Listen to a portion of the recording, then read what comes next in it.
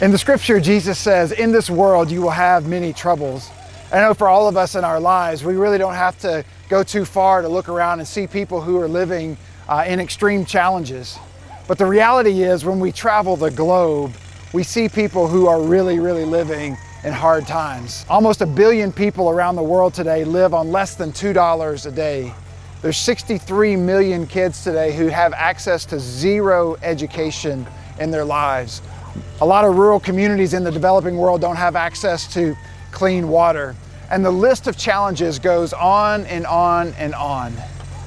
But the good news is Jesus also says in that same verse, he says, take heart because I have overcome the world.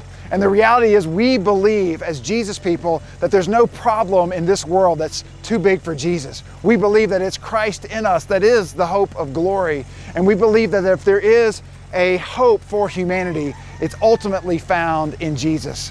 I want to invite you into an opportunity to partner with an amazing organization called Food for the Hungry.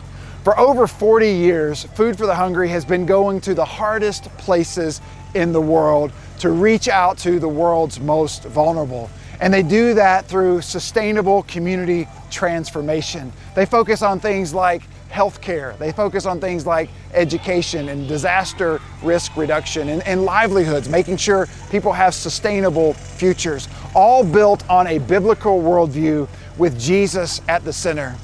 And Food for the Hungry gives us as the local church an opportunity to partner with them, to roll up our sleeves, to use our time and our energy and our resources, our talents, to partner with communities around the world so that they can see a better future, so that they can see a sustainable future. Every community that FH works in has a graduation date, meaning that FH doesn't plan to stay there for very long. They want to stay there long enough to help people rise up to a sustainable future. But once that sustainable future is realized, FH moves on and that community graduates.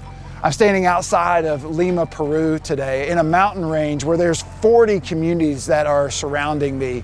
And these 40 communities, most of them don't have access to the basic necessities that you and I take for granted. And I just want to ask you a question today. Could you imagine, what if 40 local churches partnered with these 40 communities to help bring a sustainable future here? Maybe you could partner in things like education or healthcare or whatever the community's needs are, all while carrying the love of Jesus and the hope that he brings here to this place. Could you imagine if we came back here to this mountain range 5, 6, 7 years from now, the change that would happen if we were to work together as the church? And that's the opportunity that we have in regions like this in Peru and really regions all over the world in the 22 countries that FH is working on. And so I want to invite you into that story.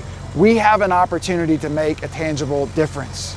In Revelation 21 and 22, we know how the story ends. Jesus says one day there's going to be a new city, a new Jerusalem. And in that city, there's not going to be any more tears, there's not going to be any more sorrow, and there's certainly not going to be any more poverty.